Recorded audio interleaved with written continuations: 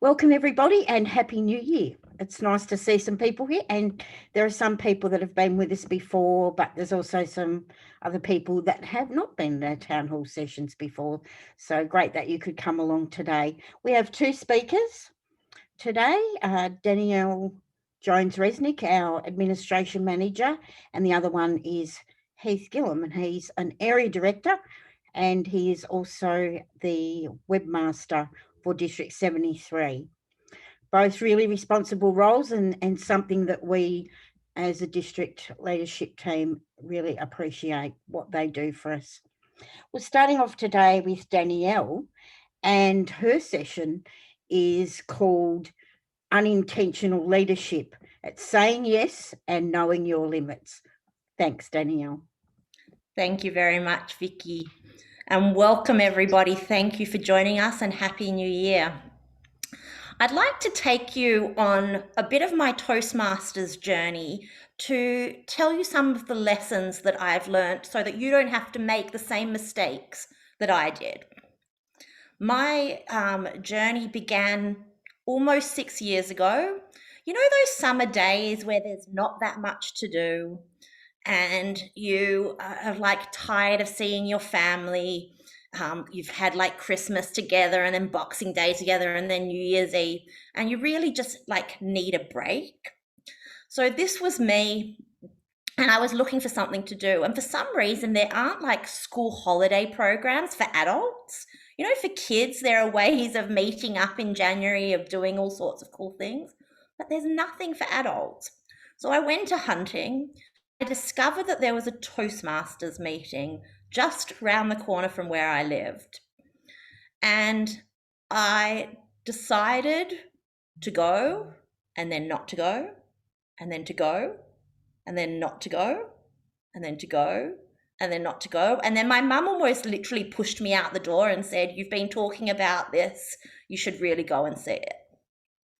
So I toddled down the road and I went into the building. I had emailed and checked before I went.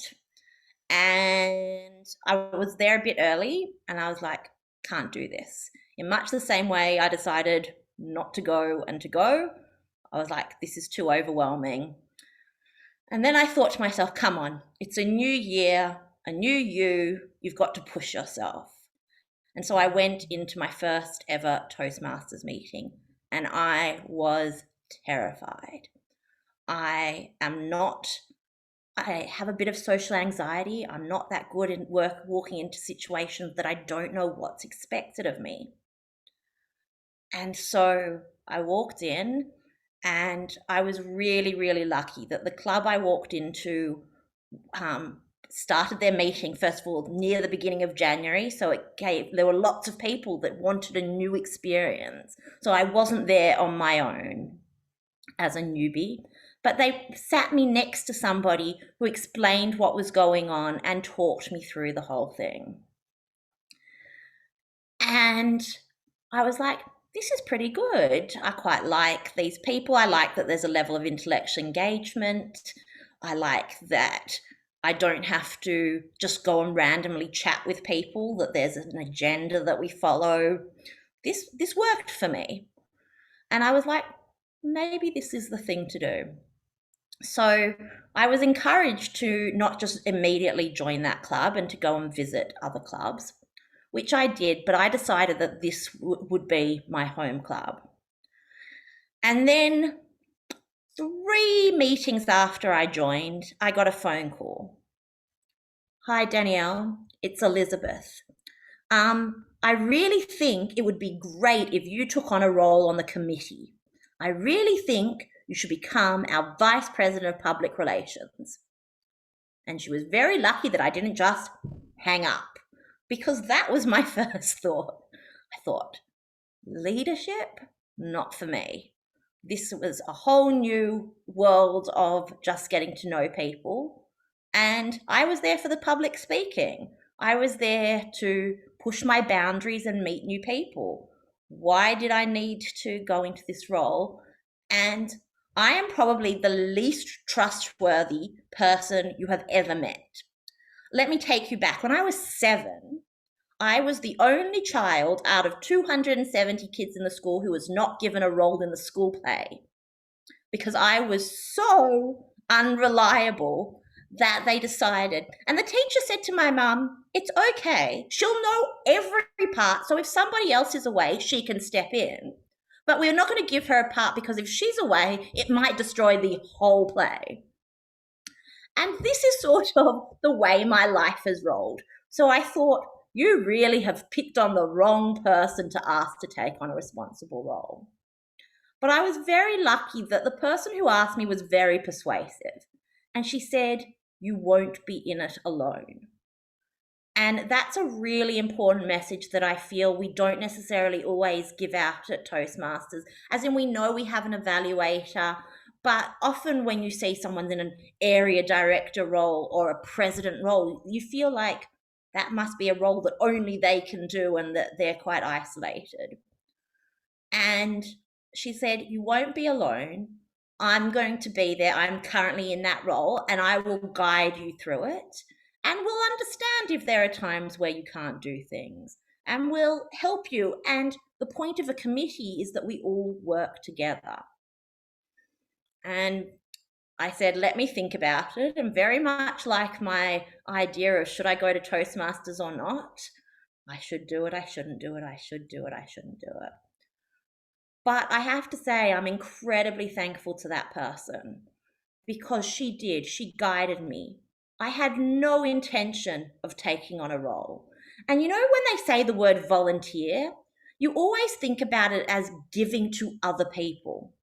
And what you don't necessarily realize is the value that you yourself get in that volunteer role. Like I see on times people put on Facebook, my 16-year-old daughter needs a job and I'm not sure what she can do. And people say, oh, she should just go work at an op shop. That will give her. But it's not about her. It's about giving back to other people. But you think about how much you gain when you step up and you volunteer and you say yes.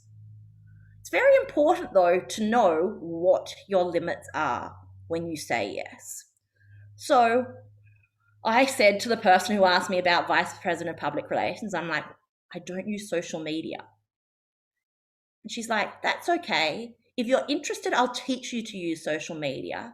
But why not take a different angle? Just because I've used social media doesn't mean you can't find other ways of reaching out to the community and other ways of publicising our club. And that had never occurred to me that I could do a leadership role, but take it from a different perspective. And to this day, as I said, I'm thankful that she pushed me in the role. In my almost 6 years in Toastmasters, I've now had 8 official roles and 1 unofficial role. And each time I have had my back and forth of yes or no, yes or no.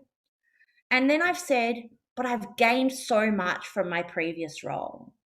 And I have learned so much that I want to be able to not just contribute to other people's growth, but to continue my own growth. But I also have to be aware of my own limits. In much the same way the teacher was aware that the likelihood of me making it to the final school play when I was 7 was pretty low. I'd attended about a third of the school days that year. So if the average child attends 200, I went to about 75 that year. So it was a logical thing.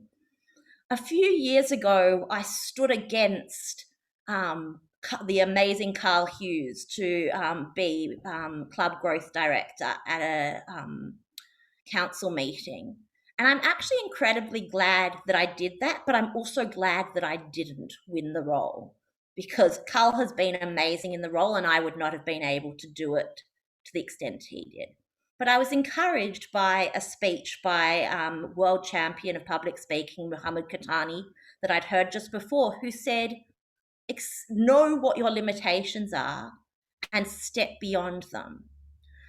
And later that afternoon, Sue Pederick, who was the incoming district director, approached me to be public relations manager. And I thought to myself, oh no, here we go again. I'm going to go backwards and forwards and backwards and forwards. And I'm like, I'm still not that great at social media. and I'm not a really design person. Is this a role I can do?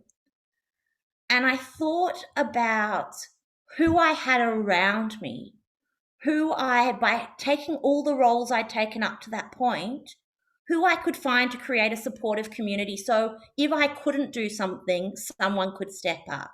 If I didn't have the skills, who I could lean on to gain skills. I'm very lucky my sister happens to do a lot of graphic design, and so I approached her at times to do various things. Not because I was handing over leadership to her, but I was learning to work cooperatively and knowing what my limits were. And it's another time where I'm really glad I said yes. So I'd like to tell you some of the things I've learned through my leadership thing. And I was actually, a few weeks ago, I did my Understanding Your Leadership project in level 2. And it talked about different types of leadership. And I actually realized, even though they say that they tend to be the styles that you use across the board, each of my numbers were very, very close. And I realized that's because each role I've had has given me new skills, but also allowed me to give new skills to other people. So in terms of being altruistic and learning about the needs of and serving others, the role of VPE is absolutely about serving others, as is the role of division director, because you have to work with your area directors and understand what their requirements are, and what their needs are, and how you can help them and how they can help you. In terms of coaching, once again, division director allowed me to guide people and use the skills that I'd learned as an area director. And what I would have wanted in my division director, I was then able to input. In terms of being democratic, learn about decision making and consensus. The area director role was fabulous about that. I had to learn to work not just with my other area directors and my division directors, but also with the VPEs of the clubs and presidents of the club. It really allowed me to learn new skills, to be adaptive.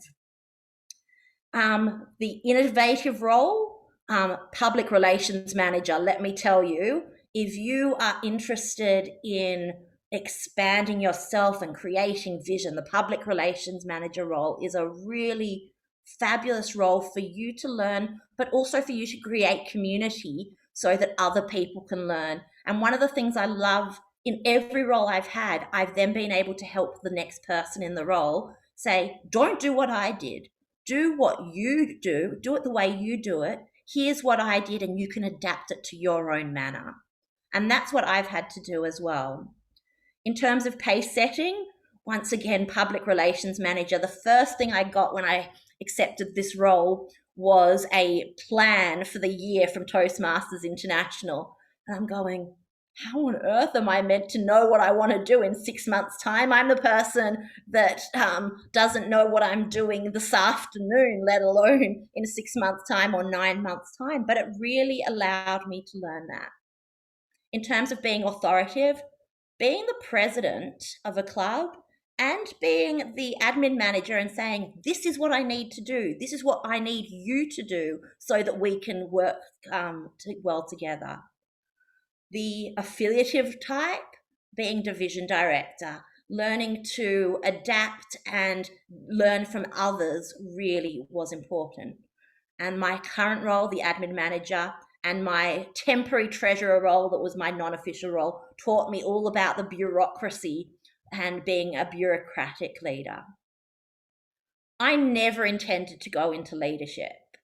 The tagline of Toastmasters, where leaders are made, I didn't hear till 18 months into my Toastmasters journey, and it's definitely not where I started.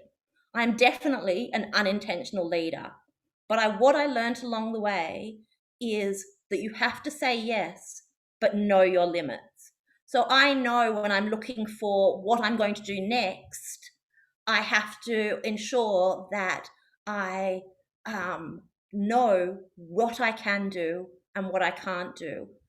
And you learn and gain so much out of being a leader. And I encourage all of you to start thinking about it now, about saying yes, not thinking about, oh, but in 6 months' time when it comes, or in 4 months' time when we get to May and we start having club elections. Don't suddenly start thinking then about what role and what things you have to offer to society.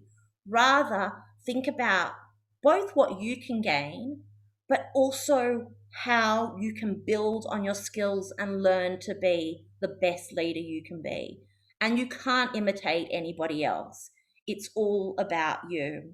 I saw a quote the other day that says, "Wisdom lies not in possessing knowledge which quickly becomes outdated, but in perpetually seeking it." And I encourage you all to perpetually seek it. Back to you, Vicki. Thanks, Danielle. Just get my screen changed here.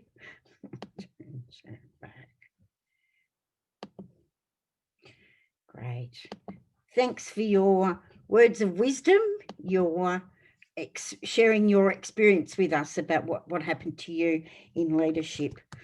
It happens that way sometimes, that it's not intentional, we didn't set out, but it is also, like you say, really important to know your limits.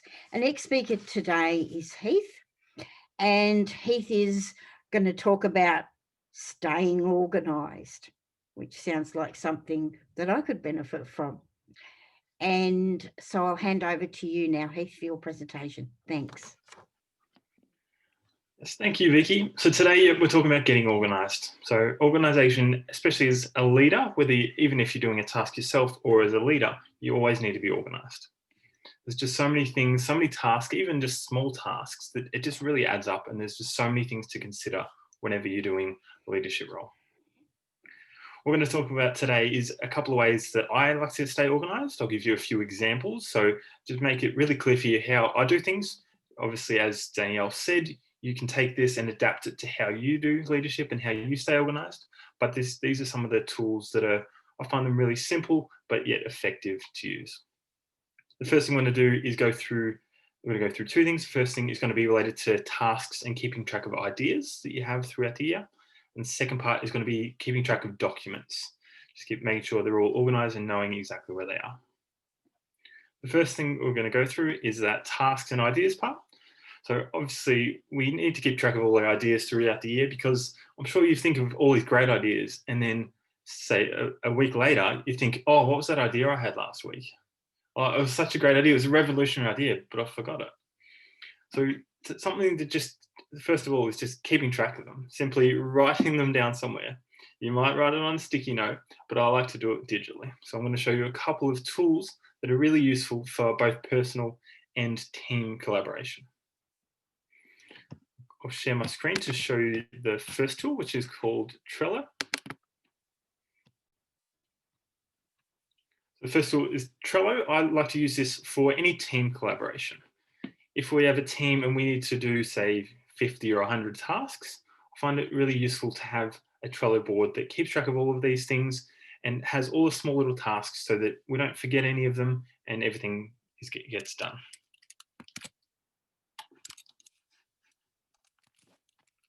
This is an example from the District 73 website. I'm sure you saw it earlier at the end of last year. This is actually how we did it. So we did it through Trello. That was how we kept track of all the different pages, because there's about 40 pages or so. So there's a lot of information, a lot of things we need to keep track of. So we need to make sure it was organized in Trello. As you can see, we've just got a couple of lists. We've got blocked, to be started, in progress, and complete. So we were just moving them from left to right as we did them. So it's quite simple. It's nothing complicated. I just wanted something like this where we can have each of the individual pages and we'd know their status as we're going through. As you can see, we had little labels. So I had priority 1, 2, 3, 4, and 5, just so that we knew what was important.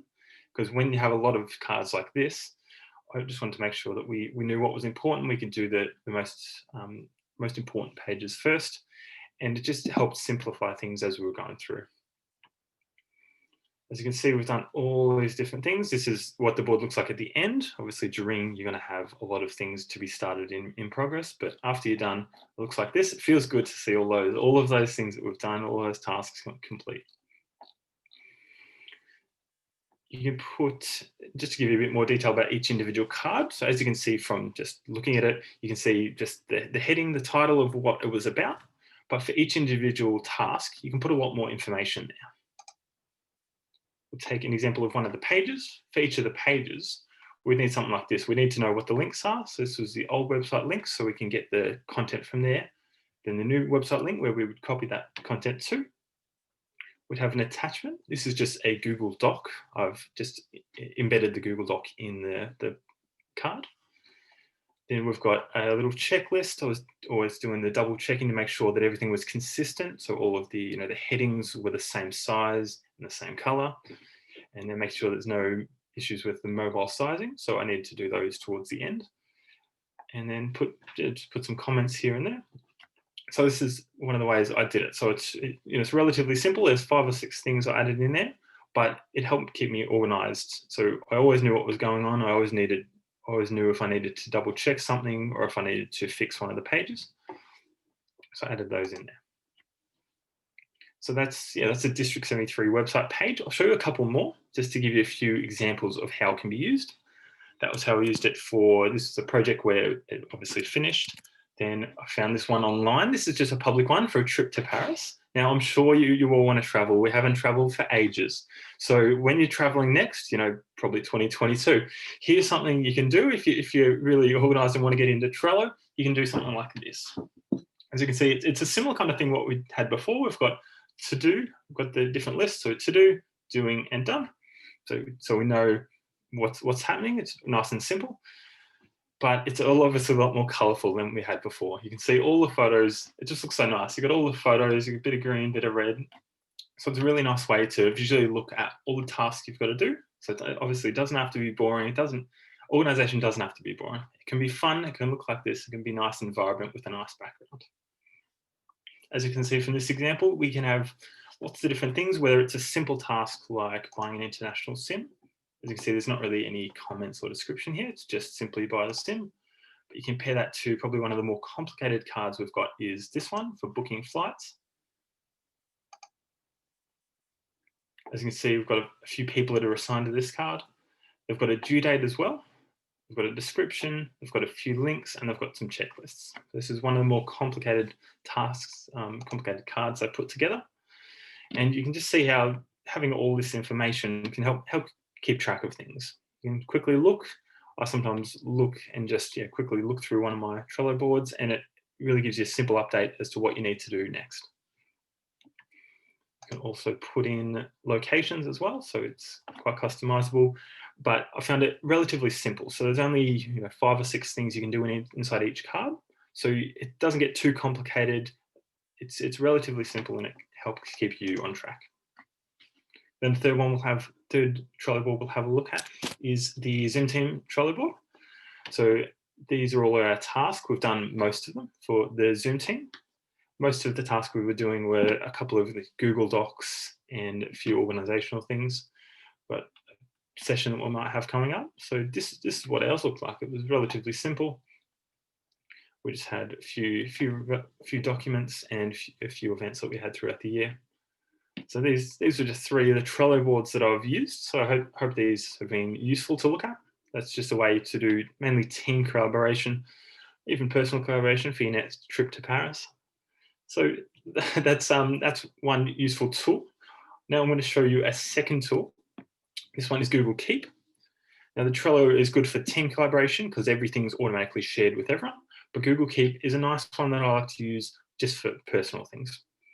It's relatively simple compared to Trello. Trello had all those different things of comments and just a lot of things inside it, comments, descriptions, lots of things. But Google Keep's pretty simple. It's just checklists and individual ideas. Here's an example of what it looks like. I've got a mobile app as well. And you can see there just some shopping lists and a few ideas.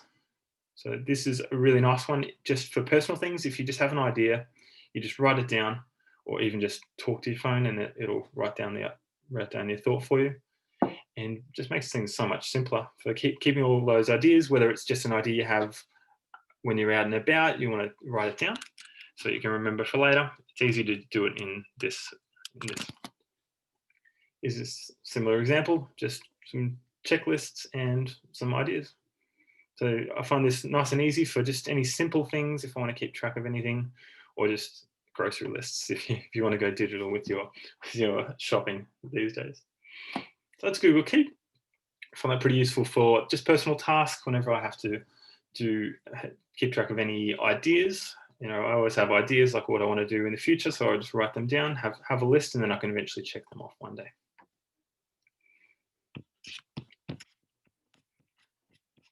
That takes us through tasks and ideas. So that's the first section of this, keeping track of the tasks and ideas. And I've got a couple of questions. I'll quickly answer them. Is Google Keep a free service? That's correct. So it integrates with your Google account. So I'm sure we all have a Gmail account. It's something that it's not as well known. It's something relatively hidden, but Google Keep, yeah, it's to-do lists. You have as many as you want. You can have a couple of categories so you can filter them, but yeah, it's a really useful tool. And then Sue mentioned, can we link to the calendar? I'm not sure what that is. And we might answer that later, but I'm not sure exactly what that means. A link to a Google Calendar. It's a good question. I believe so. They've got a bunch of, in Trello, they've got a bunch. Do you mean Google Keep or?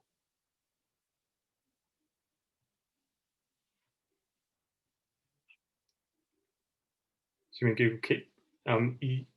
Yes, it should. Oh yeah, it does. It can integrate, and on my phone it comes up as well with all the reminders.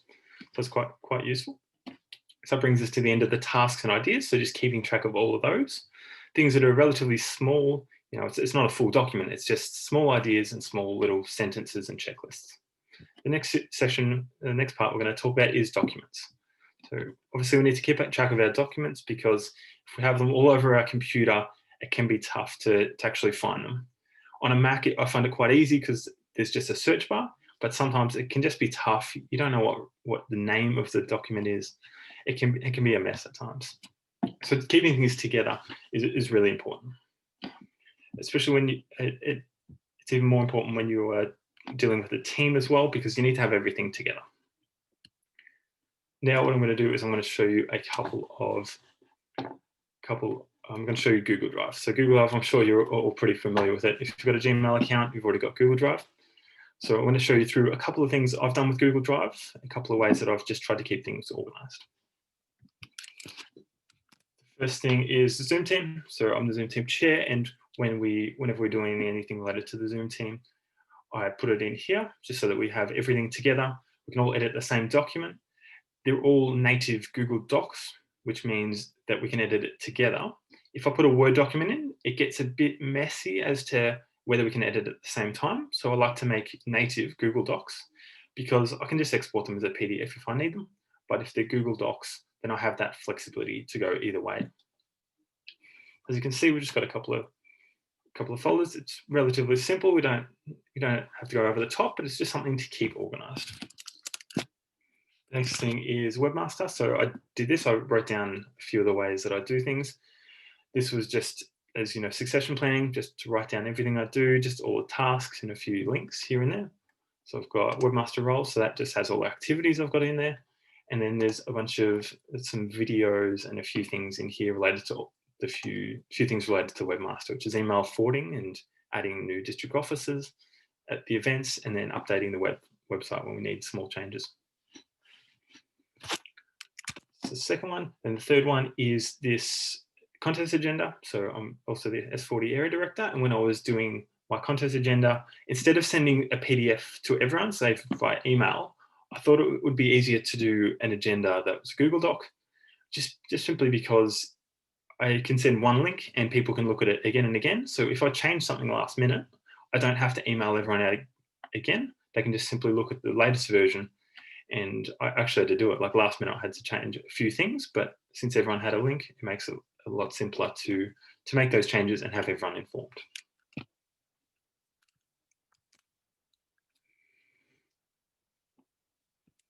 And then the last thing was the new director checklist. So this is just something for me as a webmaster. I tried to document all of the different things I do. And one of those is simple checklists like this. As you can see, we just need to update a couple of documents.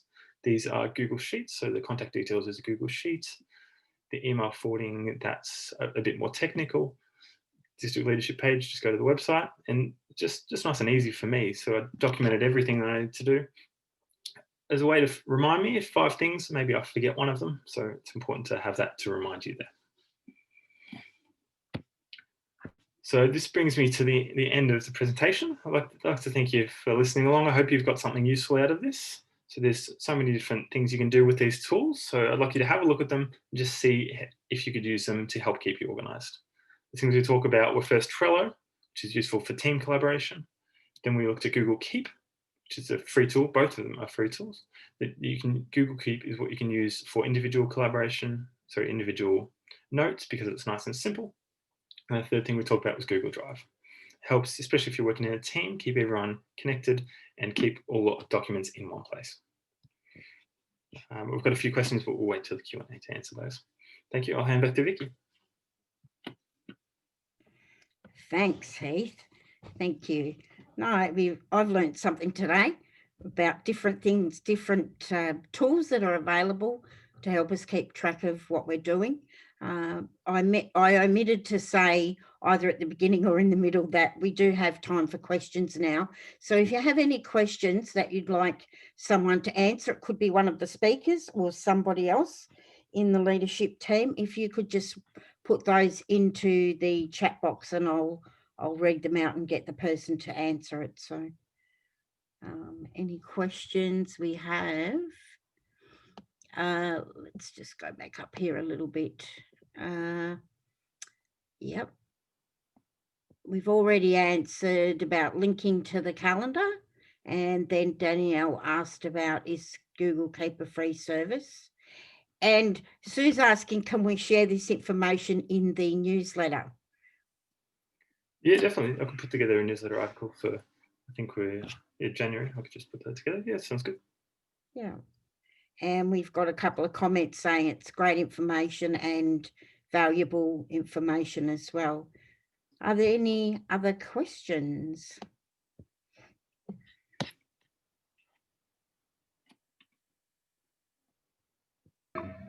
Actually, I have a question. Yeah, sure, Jules. I'm just wondering whether all of these Google platforms are interactive. Can you actually, or they're separate platforms?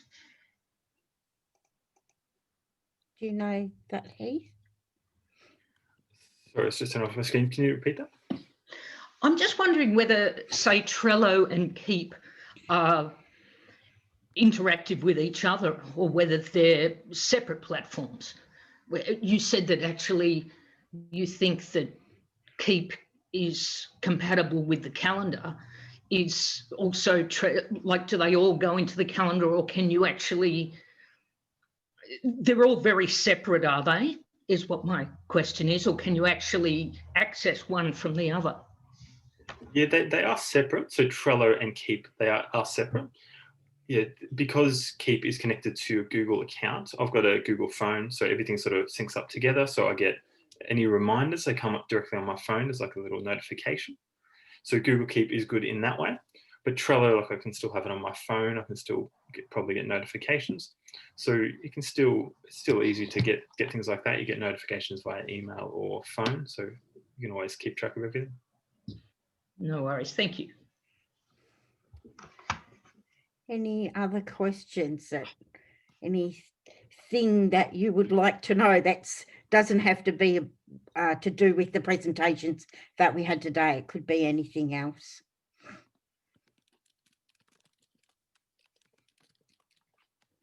I have a question for Heath, which is, will you be handing over your information and working with whoever takes on the Webmaster next time? Yeah, definitely. I've got a decent amount of it written down, but obviously, you know, it's not the same having it written down versus, you know, walking someone through. But yeah, I've got enough there that they can look, and they know all the tasks. So even if they don't have all the links and things, they know what needs to get done, because that can be one of the tough things. You know, what are all the things? You know, whatever it is, whatever the 20 things are that you need to get done. Yeah. Sue is asking a question here. we have used OneNote, OneDrive, etc. How do they compare? So I've used OneNote as well. So we used it for the district conference. It was last year when we were doing the planning. I didn't like it as much because it was a bit too big. So like you could do so many things, but the problem is that if you can do so many things, you will do so many things. But something like, say, Trello, it's simple. So all you can do is, you create a task that says what to do. It's pretty simple. But OneNote, like we were using it, and there was a lot of things, like we had little tables and all the different tabs, and it started to get a bit complicated. Like I didn't really know, in terms of task, I didn't know what I needed to do, because there was 5 tasks with our minutes. So I didn't know exactly what to do. But if we had, say, Trello and Google Drive, then in Trello we could have just gone in and seen all the tasks and always knowing what's up to date. So it's probably just the separation of the tasks and the documents was what I liked about this combination as compared to OneNote. Would you separate and put potentially Trello with the Google Drive? Would that work? Yeah, that'll work. So that's what I use most of the time. It's Google Drive and Trello, because there's a little bit of an integration. So with Google Drive, you can actually, with Trello, you can integrate with Google Drive. So you can actually add a folder, you can add a individual document. So there's a link directly there. So effectively what you're doing is you're making a Google Drive, but everything's happening in Trello. You can see all the documents, you know what task is related to a document, and just makes it a lot simpler to get each of the tasks done. Okay, any further questions?